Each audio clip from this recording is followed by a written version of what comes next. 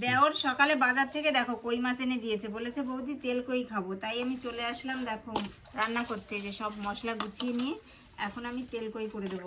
মাছে আমি এখন একটু লবণ হলুদ মাখিয়ে নিই, তারপরে সুন্দর করে ভেজে রান্না করব। কড়াইতে তেল দিয়ে দিয়েছি, তেলটাও গরম হয়ে গেছে। এবার মাছগুলো আমি সুন্দর করে ভেজে নেব।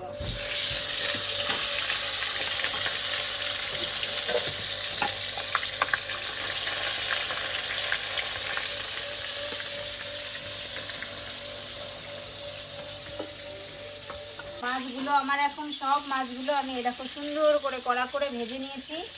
এখন আমি মশলা করব সুন্দর করে। এখন আমি আরেকটু তেল দিয়ে দিচ্ছি, কারণ তেল কই, তেল তো একটু বেশি দিতেই হবে, কিছু করার নেই। তেলটা গরম হয়ে গেছে, এখন আমি ফোড়ন দিচ্ছি। আমি ফোড়নে প্রথমে কি দিচ্ছি, জিরে দিচ্ছি, তারপরে দেব শুকনো লঙ্কা আর তেজপাতা।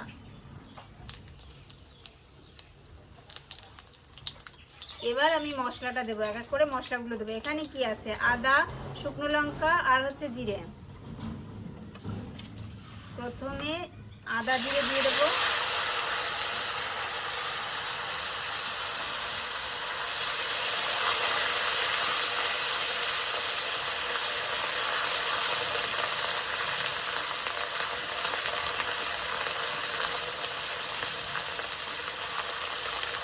এখন আমি শুকনো লঙ্কাটাও দিয়ে দেবো।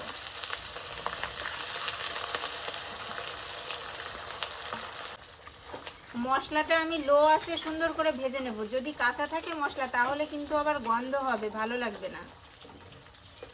মশলাটা আমার এখন ভাজা হয়ে গেছে। এখন এতে আমি একটু জল দিয়ে সুন্দর করে মশলাটা কষিয়ে নেব। জল দেওয়ার পরে আমি পরিমাণ মতো হলুদ আর লবণ দিয়ে দেবো।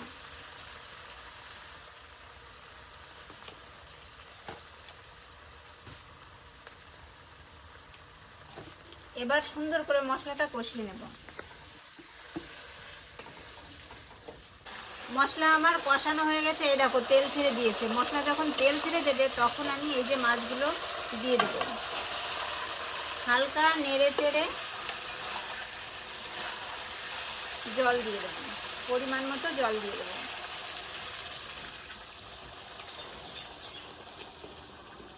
পরিমাণ মতো জল দিয়ে দিয়েছি। এখন আমি ঢেকে দেবো, 10 মিনিট ঢেকে রাখবো। 10 মিনিট হয়ে গেছে, ঢাকনাটা এখন তুলে দেখি।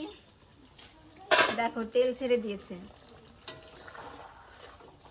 এখন আমি নামিয়ে নেব।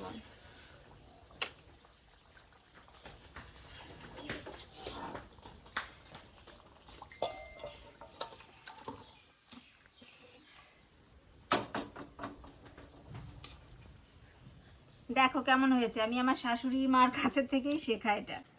আমার রান্নাটা কেমন হয়েছে কমেন্ট বক্সে জানাতে ভুলো না কিন্তু।